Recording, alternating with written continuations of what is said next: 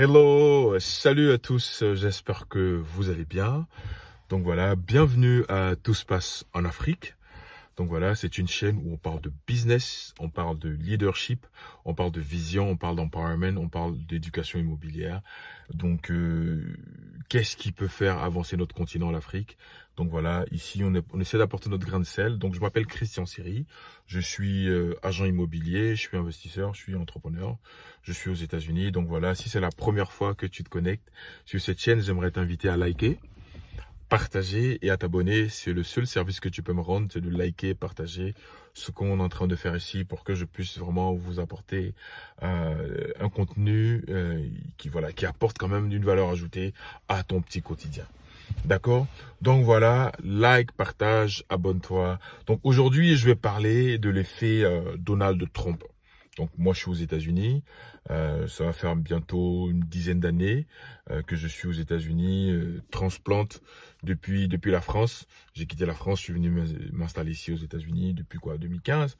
Donc voilà, donc je suis aux États-Unis. Donc voilà, je m'habitue et je suis maintenant au parfum de la politique américaine. Bon, donc voilà. Donc hier, Donald Trump il a fait l'inauguration donc voilà, c'était son investiture. Donc vous savez, aux États-Unis, hein, l'élection c'est 4 ans, c'est-à-dire quand tu es élu, tu as 4 ans à passer au pouvoir. Donc les 4 prochaines années, donc voilà, on va être sous le joug, sous le leadership du président Donald Trump. Donc celui qui est parti, Joe Biden, franchement, je vais vous dire, hein, il était président, mais moi j'ai pas vu grand chose. Voilà, j'ai pas vu grand chose de voilà. Je me rappelle pas d'un fait marquant qui a marqué son mandat des 4 ans. Je me rappelle pas de quoi que ce soit. Peut-être que vous pouvez vous rappeler de ce qu'il a fait de très important, à part financer la guerre en Ukraine ou autre chose. Bon, ça c'est d'autres débats. Mais en fait, je fais cette vidéo pour vous partager un peu ma vision de quoi s'attendre dans les 4 prochaines années avec Donald Trump. Donc, moi, je n'étais pas un partisan de Donald Trump. Bon, le premier mandat, je n'étais pas du tout un partisan de Donald Trump. Ça, je l'avoue, parce que son premier mandat, il parlait beaucoup, trop de commentaires. Il était tout le temps sur Twitter. Je le trouvais un peu foufou dans sa manière d'intervenir. Il disait tout et n'importe quoi. Il était un peu embrouillé. Enfin, c'était moi, donc je m'éloignais de la politique. Ça m'intéresse pas. Moi, c'est le business qui m'intéresse. Donc, mais je pense que l'homme a changé, parce qu'on peut changer. C'est Dieu qui change les gens. Les gens changent pas comme ça. Pour moi, je pense que Dieu change les gens. Donc, je pense que suite à son assassinat manqué, l'homme a complètement changé. Il a complètement changé sa manière de voir les choses.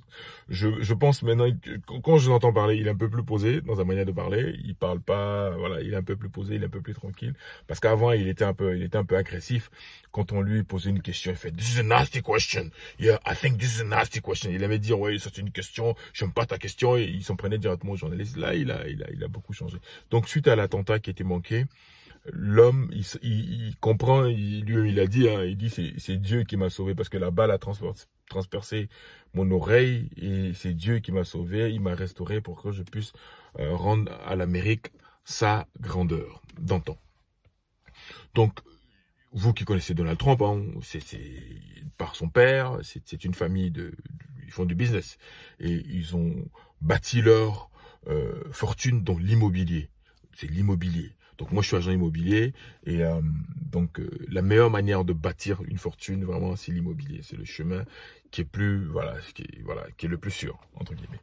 Donc c'est comme ça qu'il a bâti la famille a bâti la richesse. Quand son père est parti, il a repris les rênes.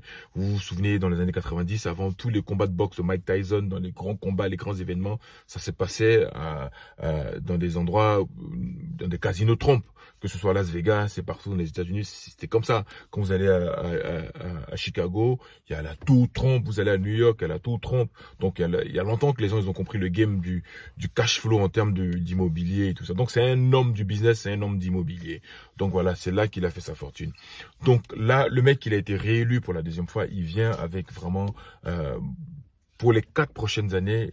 Et dès qu'il a commencé hier déjà à l'inauguration, il a signé ce qu'on appelle des executive orders. Il a signé des Il a pris des décisions, hein, il y a des choses qu'il a supprimées tout de suite, quoi. Voilà. Et donc tout de suite, il a rétabli le genre. Parce que lorsque l'administration qui était passée, les démocrates, ils sont venus nous parler de gens, femmes, transgenres, ils ont commencé à mélanger un peu la tête des gens. Tu vas à l'école le matin, tu t'appelles Christian, le soir tu rentres, tu t'appelles Christiane. Tu peux changer ton sexe si tu le veux. On donnait, et même tu arrives dans les toilettes, hein, il y a les toilettes hommes, femmes, et puis il y a transgenre, on ne sait plus. Anyway, donc lui il a rétabli. Il dit aux États-Unis maintenant, il y a 2 genres, mâle et femelle, c'est-à-dire homme et femme. Voilà, il n'y a pas d'autres dispositions. Donc tout ça, il a signé, il a dit, on rétablit tout cela. Il est aussi sorti de l'accord de Paris sur le climat, parce qu'il trouvait que ça dépensait c'était des trillions, plus de milliards que les États-Unis dépensaient dans cet accord de Paris. Au niveau du climat, il trouve que ça sert à rien. Et donc, ils sont sortis de là. Donc, il faut comprendre que Donald Trump, c'est un businessman. Donc, il va gérer les États-Unis comme un business. Eh oui. Et si vous voyez déjà les enjeux,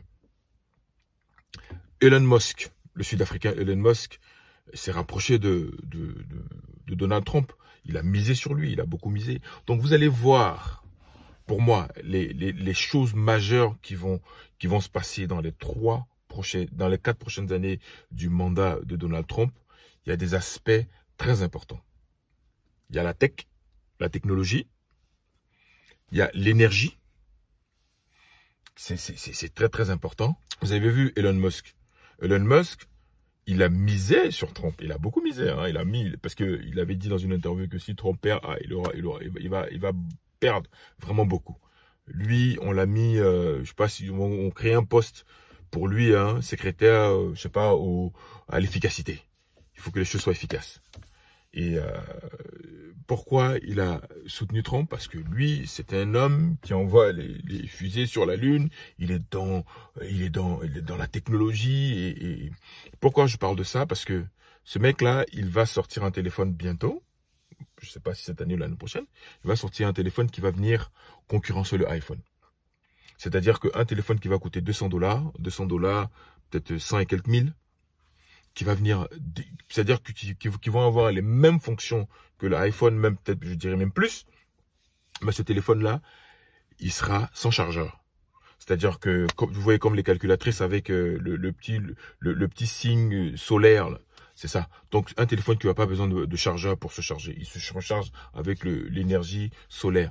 C'est-à-dire que ton téléphone n'aura plus à être branché dans le mur pour dire je charge mon téléphone pour le recharger. Il est en train de travailler là-dessus. Donc, la technologie au niveau de la tech, les choses vont avancer à une dimension, à une force, vous n'allez pas comprendre. Parce que Elon Musk est là, c'est le mec, il est un peu, je vais pas dire qu'il est un peu fou dans sa tête, mais il est très innovant, il vient avec des idées, il a l'argent pour les financer. Donc, il va venir révolutionner. Et bon, si vous voyez également, en Afrique, depuis des années, il a ce qu'on appelle Starlink. Cherchez sur Internet Starlink. C'est de l'Internet à haut débit dans des régions rurales, un peu reculées en Afrique. Il a fait au Kenya, en Éthiopie, au Bénin et dans certains pays d'Afrique pour leur donner l'accès à Internet haut débit. Et donc voilà, donc Internet change beaucoup de choses.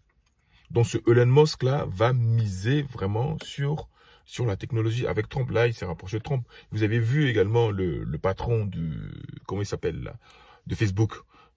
Zuckerberg, il était là, et donc il a aussi signé un executive order sur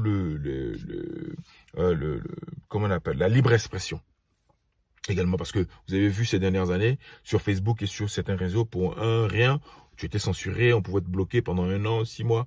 Donc il y a des choses maintenant au niveau de la liberté d'expression. Donc voilà, chacun est libre de s'exprimer du moment que c'est ton droit. Et donc voilà. Pourquoi je parle de tech et de technologie là? Parce que en Afrique, il y a beaucoup de startups. En Afrique, par exemple, en Côte d'Ivoire, les startups dans la technologie, il y en a pas mal qui sont en train d'émerger. Donc, aux Africains de ne même pas avoir peur. C'est-à-dire que même d'oser également, parce qu'il y a des choses qui vont se passer. Donc, il faut qu'on soit prêt à cette avancée technologique qui vont avoir lieu dans pas longtemps. Donc, les Africains, d'une certaine manière, en termes de moyens de paiement en Côte d'Ivoire, beaucoup de choses ont changé, même dans certains pays d'Afrique. Donc, je pense que il va miser là-dessus. Et puis, l'autre aspect, ce sera l'énergie. Quand on parle d'énergie, ce sera le pétrole, le gaz. En Afrique, nous avons des ciels ouverts en termes de gaz et de pétrole. Vous allez en Guinée, il y a des ressources en Guinée. En Côte d'Ivoire, là, au Congo, n'en parlons pas.